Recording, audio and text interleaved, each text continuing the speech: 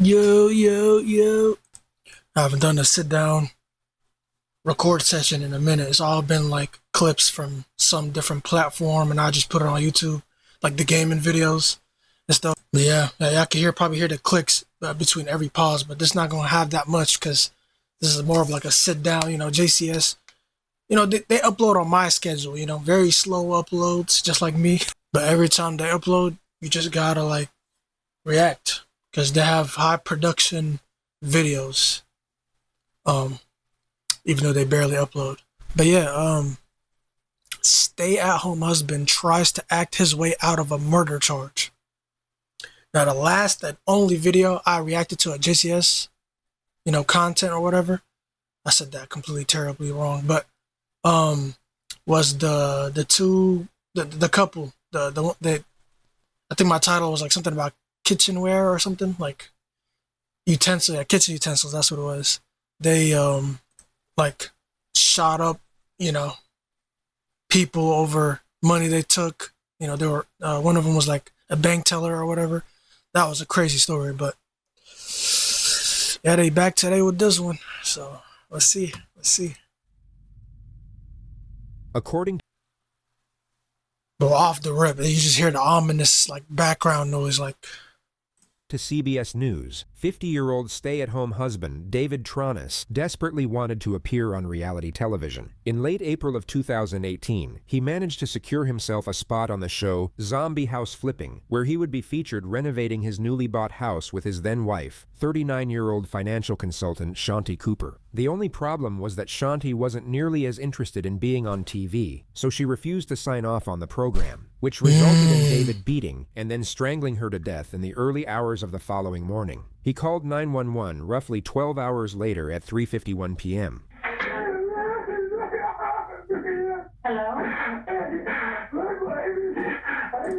Yo, I feel like he's forced to like limit the details because that don't make no sense.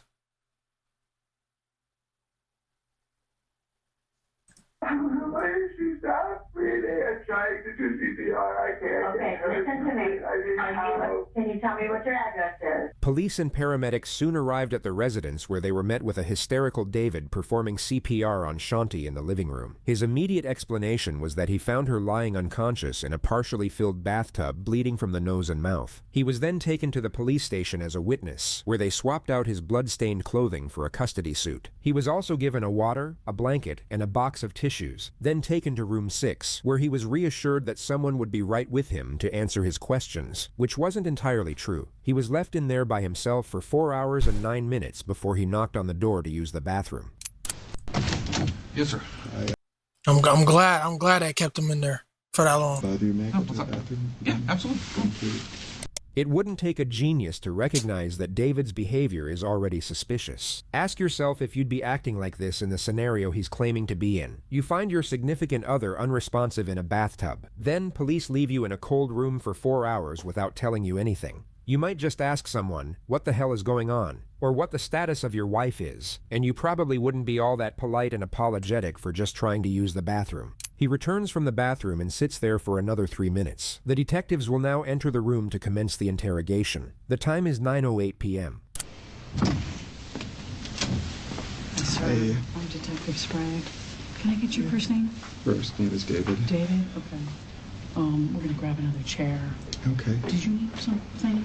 I was just asking for a bottle of water. Okay, so we can grab you. Thank you. Have you been to the restroom? I just want. You just want. Okay. How about anything else? Anything else? Nigga, ask about your wife. At least act better. Right. Did you eat lunch? I did not eat lunch.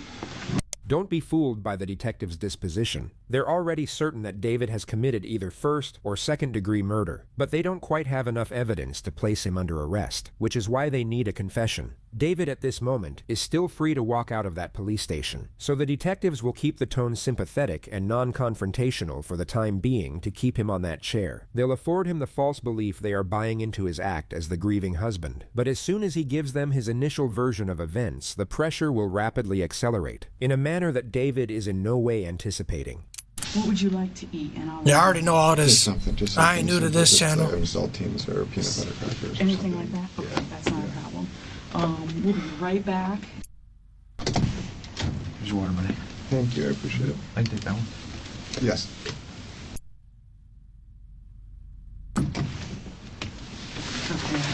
Okay, things. Okay, is that good? Perfect. All right. I'm with you. I haven't eaten since this morning. I'm sorry this is taking so long. You are David, I believe? Okay, all right. I'm Detective Teresa Sprague, and this is Detective Barb McClelland. Hey. First of all, on behalf of the Atlanta Police Department, we want to say how sorry we are for your loss. So this is the first, out of a total 11, of David's fake cries. Their intensity level will peak about halfway through this video, during some of the more embarrassing performances you're ever likely to witness on the internet. But from that moment on, you'll notice these acts steadily diminish, as the detective makes it more and more abundantly obvious that she knows he's lying. David, and also for everything that you're going through. I know this is very traumatic for you, okay? They start by collecting David's basic I don't even know what to information. say. Like, it's Blonde or brown hair? Blue. Okay. Okay. Hazel eyes, maybe? I'll take Hazel.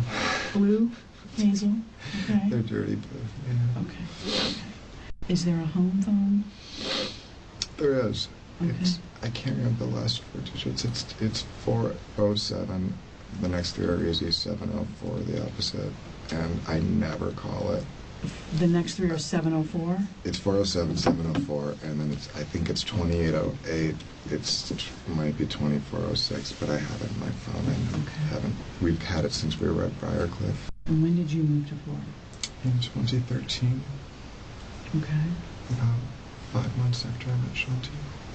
Did you meet her here or there? No, why? You met online? Okay. Can you tell me what year that was? but I shouldn't be laughing. But it's like, Is when you met online? Yeah. Okay. And about 5 months later, did you move here and move in with her, or just move here? I'll try to be as accurate as possible. I believe it was the end of September. So you guys knew each other approximately 5 years this month.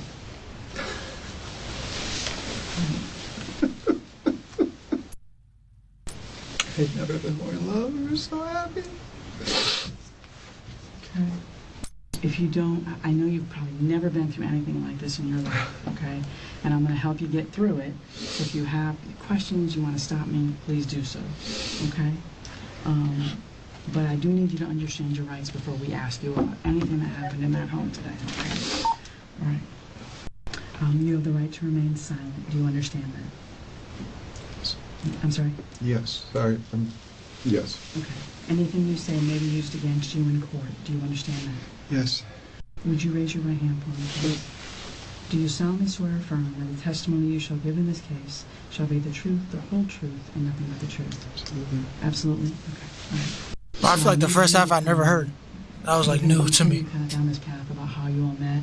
I know you met on Match.com, and about 5 months of what would it be, telephone, text, and We just started every other weekend.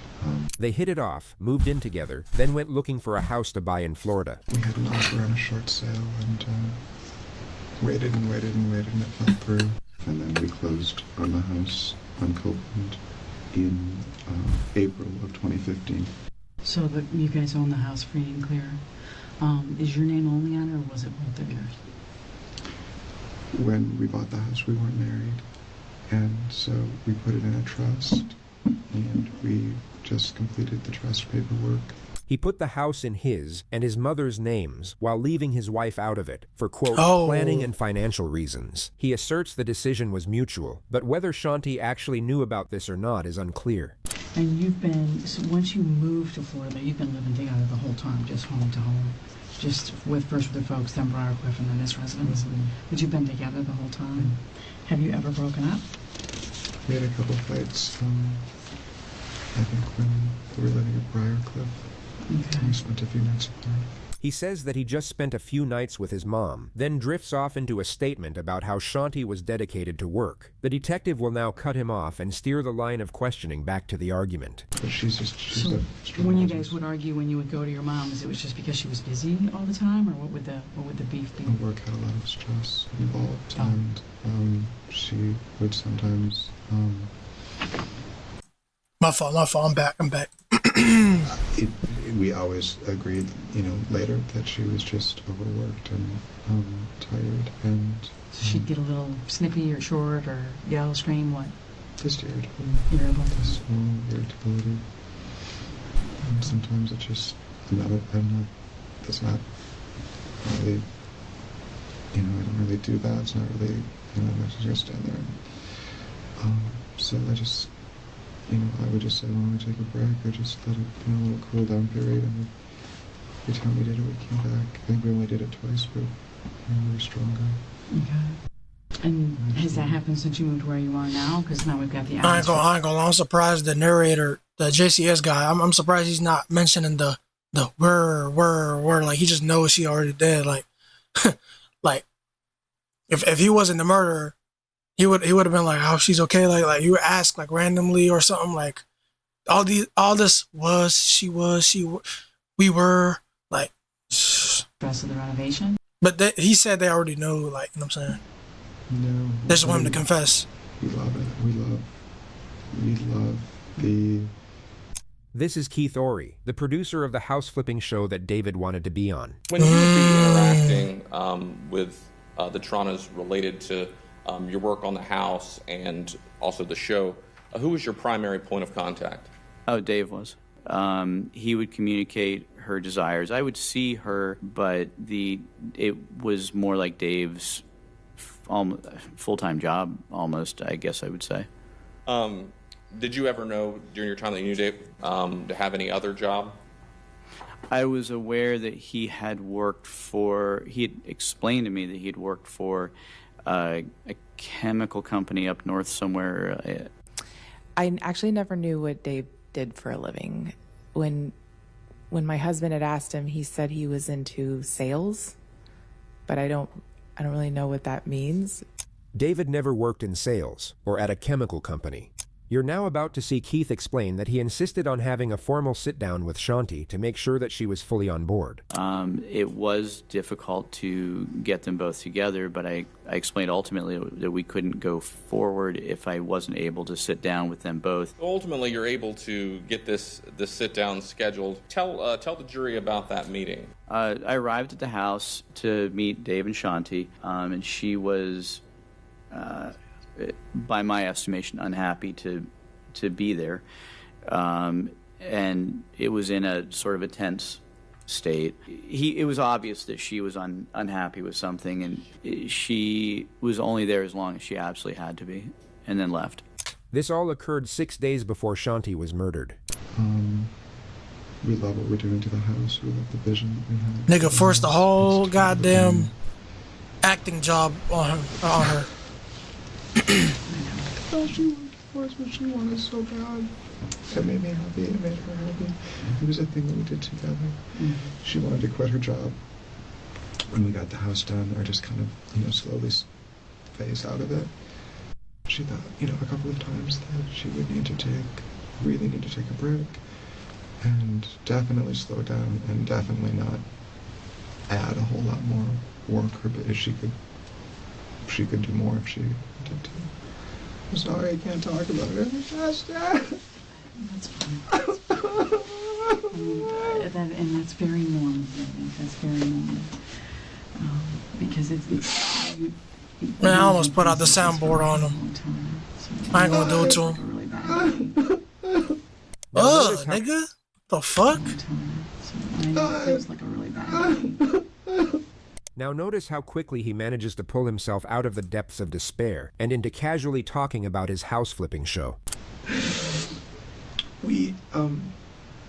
Keith also does, our lives are busy. I'm so sorry. I know you're asking simple questions, but Keith does a TV show, Home Improvement. Keith, the guy you mentioned, Ori? It's Okay. called Zombie House Flipping. Keith asked them to be on the show. which So meant, yeah, a house flipping show. This we would nigga's a get lot of terrible what they call actor. trade-outs and promotional sponsorship to do Any financial incentive to do that? big. That's what they call trade-out. I'm sorry, that's what they call trade-outs. So they're sponsors. That's one of the things I was working on yesterday, was putting together a list of the sponsorships, the windows, doors, cabinets, and so maybe instead of getting granite, you get quartz, or maybe instead of getting, middle range cabinets, you get high-end stuff. And we're also working on kind of just an amazing open concept stairway in the middle of the house that was going to go all the way up to the loft. And so they'd come in and start filming? Mm-hmm. Would they film you all or just the work? No. Yeah, it's just the house. They're the stars.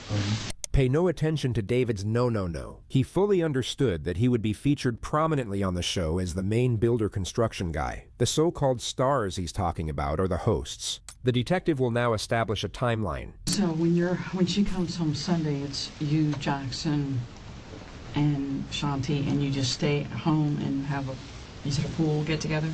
We only have them every other Sunday. It's our family day, and we do like to have an early meal, watch a movie.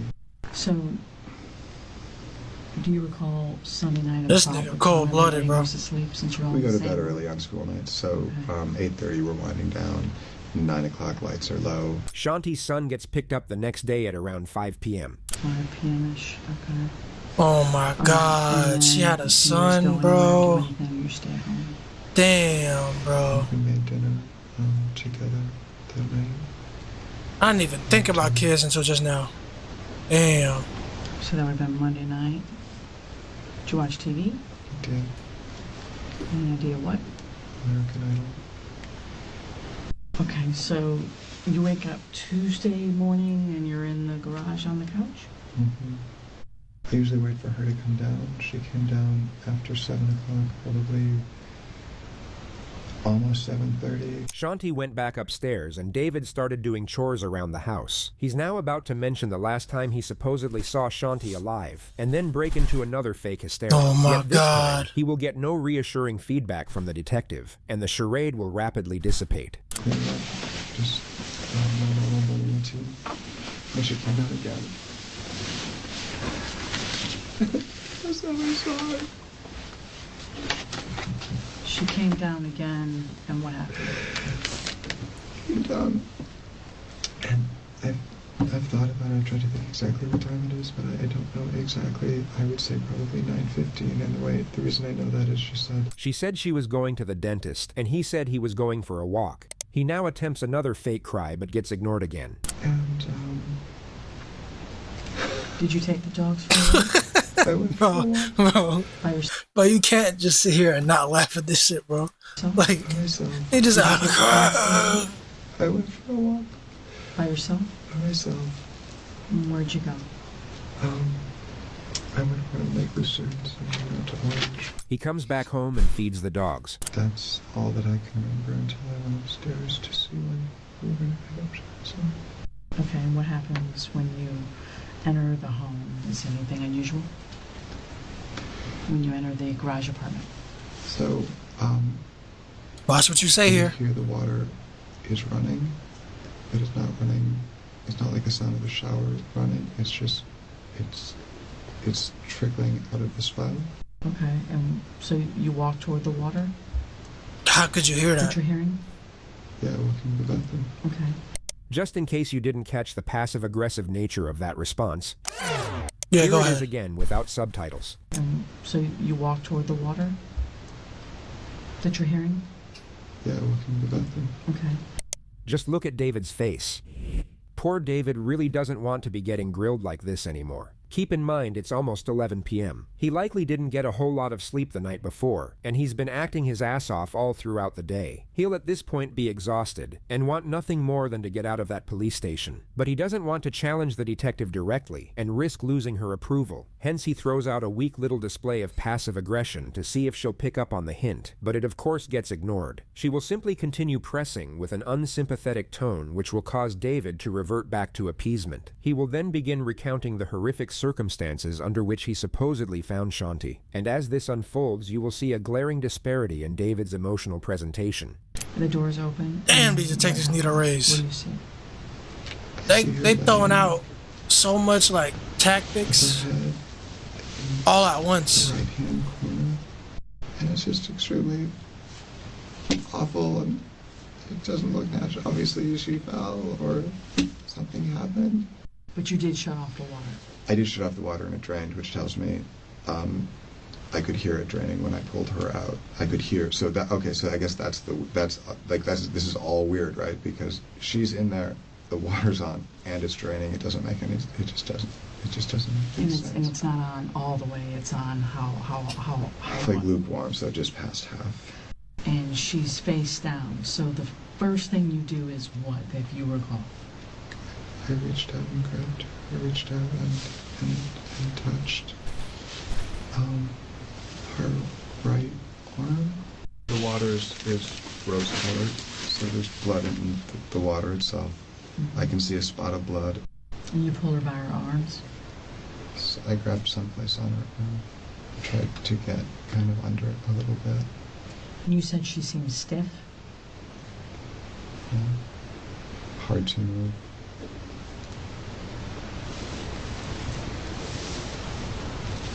Really?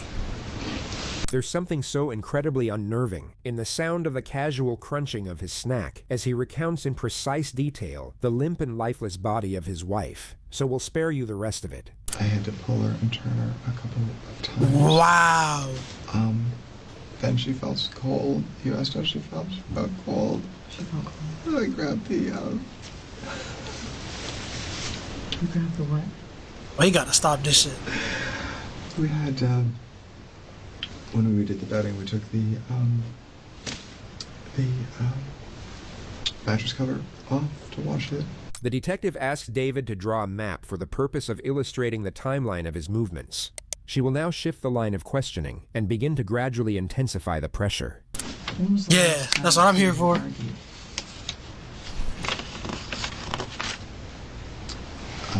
Where the fuck did he get shades from? I said shades, glasses. Very briefly on Saturday, right before we left. The argument was over the renovation. David likely admitted to this because Shanti's son was there for it. The upstairs floor was very wavy, and the point of contention probably was, do we tear all of that out and put in new structure and trusses so we have a perfectly flat floor and then a perfectly flat ceiling? But I don't think it's an argument if Shanti and I are both on the same page and we're both just in agreement and upset reasonably and justifiably upset that it's taking longer. Shanti and I aren't fighting about it. Mm-hmm. We're both upset about the same thing. Does she feel as though you don't listen to her? No, I don't think so. She knows I listen. Has any fight ever turned physical between the two of you? No. Okay.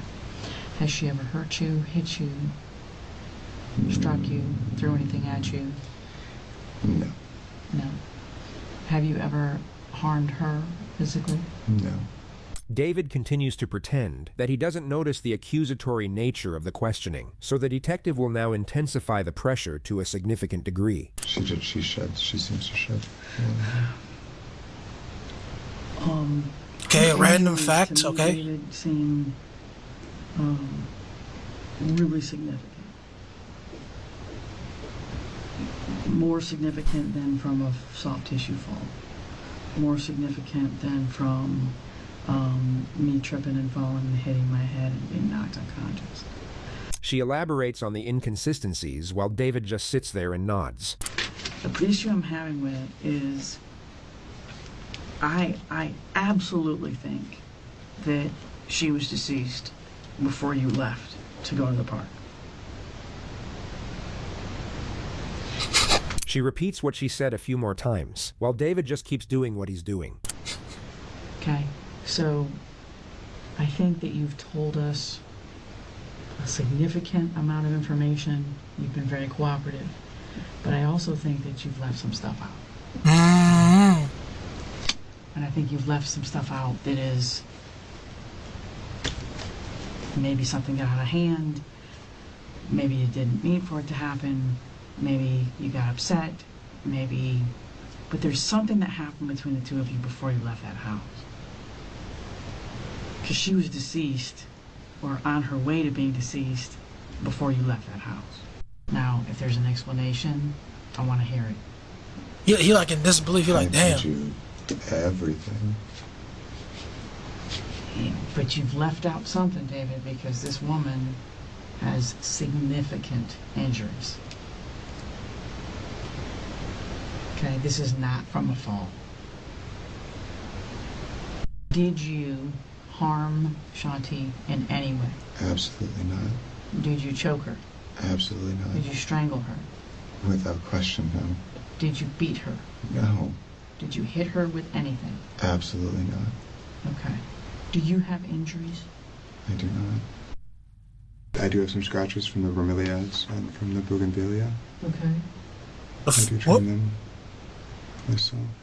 Aside from the scratches from his plants, those David plants? had no I injuries don't- that could indicate a struggle. But this might explain why. You noticed a single earring on the nightstand? A single what? A single diamond earring on the nightstand. Yes. And what was the significance of that? Looks like she removed it before bed and didn't get a chance to remove the other one. Because you believe that's when the attack occurred. On the edge of the bed, where the blood was found on the side rail, yes. And I think when she turned to take that earring out, she didn't see it coming. Would you mind, just for me to be able to say David is a perfect gentleman and is in the clear and did not harm his wife, would you mind taking a polygraph and proving that to us? Absolutely. Okay. Would that be a possibility? Yeah. Okay. All right. The detective asks David if he wants another water, to which he says, sure. So she brings him a water and tells him they'll be right back with a polygraph machine. But instead of coming right back, they leave him in there for just over 2 hours, during which time God they decide not to proceed with the damn. polygraph, but simply ramp up the confrontation.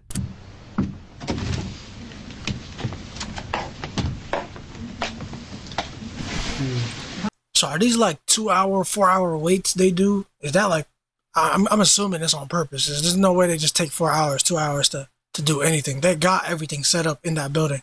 They got polygraphs, machines. Probably just sounded dumb, but they probably got so much stuff in like one room or 2 rooms. Gotta be, bro. Hi. And if it is on purpose, them sitting there for 2 hours, like discussing it, like I feel like that's crazy, bro. If y'all know he did it, bro, come on, bro. Like y'all just gonna sit there. Yeah, let's just 1 more hour. Like what does that do? Like these are questions I need to ask.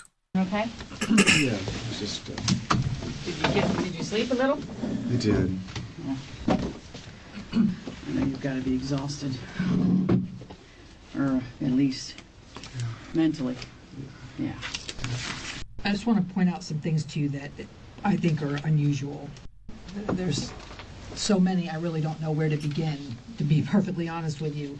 I think that I find that the living arrangement, I find to be completely unusual for you to be primarily living downstairs. I'm not primarily living downstairs. Well, sleeping.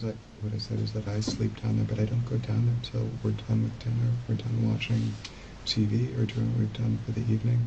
Okay, just hear me out. Okay. So you don't go upstairs during the day while she's working. You leave her alone, and then Not entirely. I do go up there. Okay. But I don't work up there while she's on the phone because it's distracting. It's her office.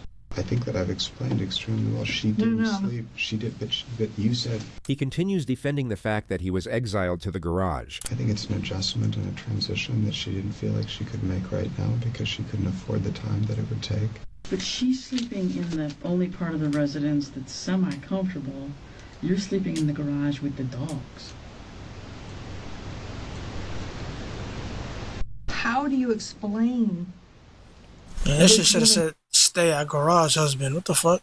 his head being I'm thinking he's just like unemployed and wants to do that show thing, swollen, and was forcing her to do it with him. eyes being black. And, What? and would never Wait, what? This Sorry. woman's head being swollen, her eyes being black. What? And would never, ever hurt her. So when you pulled her out of the tub, you agreed with me that the water came out of the tub. There's not a spot of water on the floor, David. The carpet isn't wet.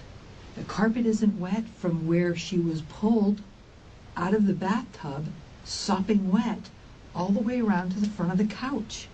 The carpet's not wet. There's no blood on the carpet. Is he smiling? Notice how little David moves compared to the Carpet. Like, it's like he has a slight smirk. Notice how little David moves compared to the detective. It doesn't correlate with anything in particular. It's just sort of interesting to watch. Terrible, terrible acting. My guess is she wasn't treating you very well.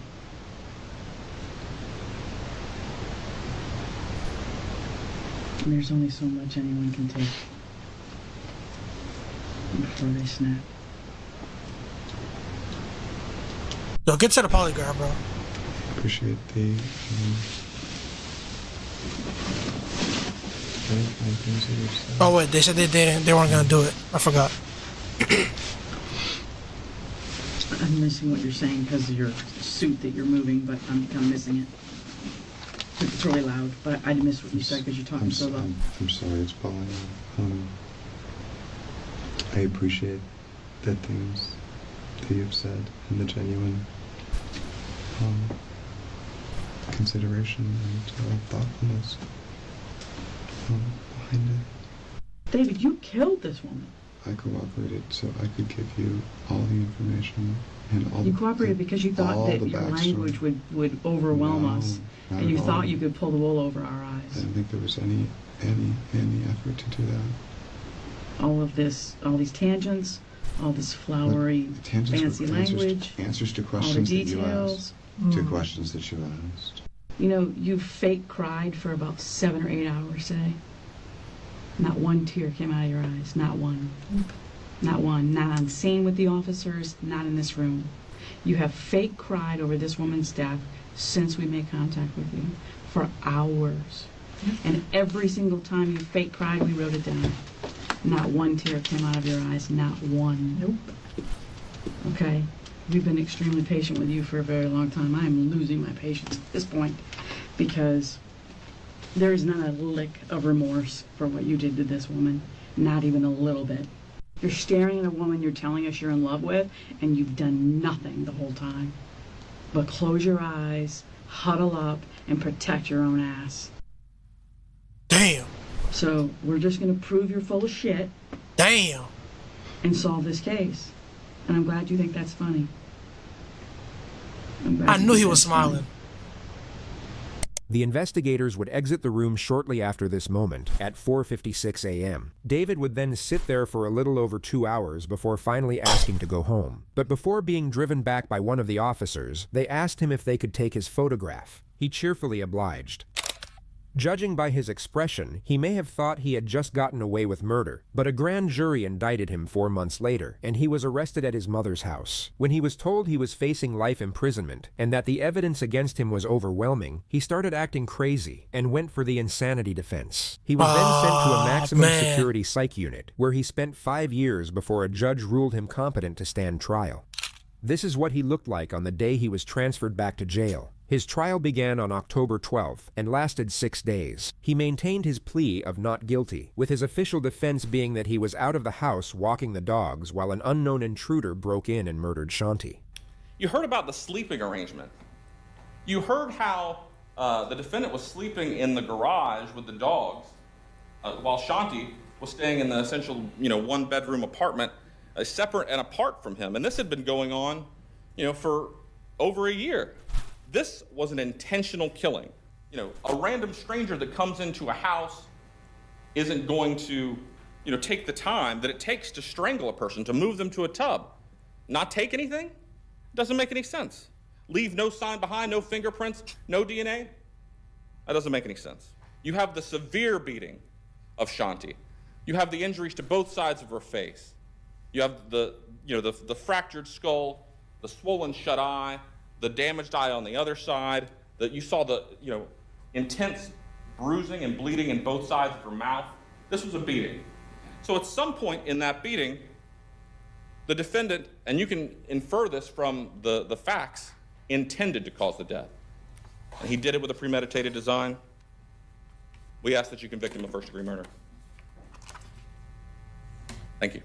The defense mainly tries to evoke empathy for the defendant, but it ends up just roasting the fake crazy out of him. Shanti's the only source of the income.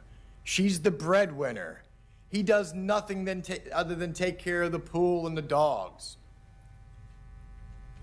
It's about circumstantial evidence, pure supposition, all steered by Teresa Sprague, who prejudged this case based upon a phone call received from her from an officer at the scene about these crocodile tears.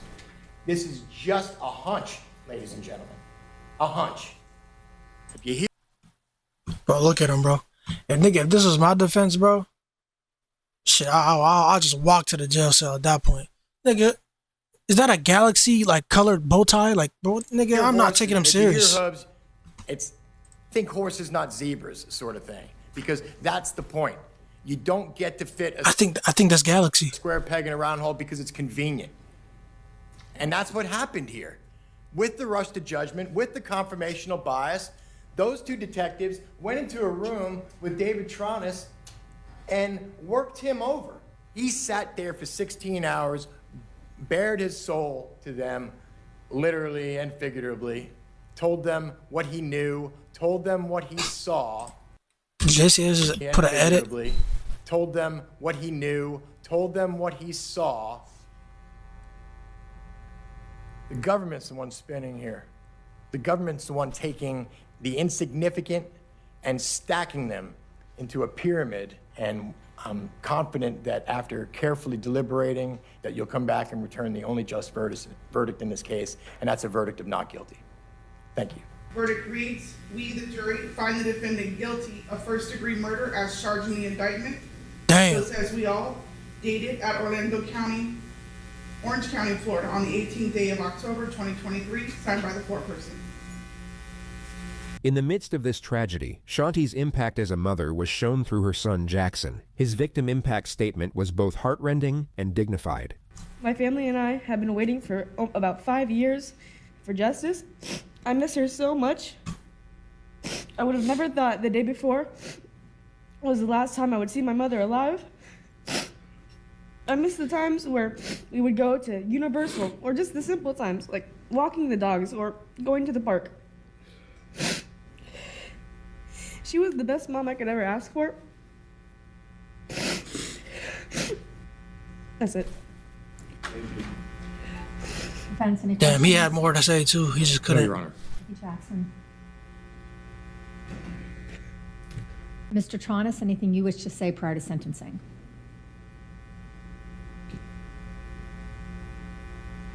I think you just said no, is that right? Then in this case, the court will adjudicate you guilty. We'll sentence you to life imprisonment. Luck to you, sir. Yep. And the court will be in recess. This is his latest mugshot. He is currently being housed at the Graceville Correctional Facility in maximum security, where he is expected to remain. Shit. God damn, bro.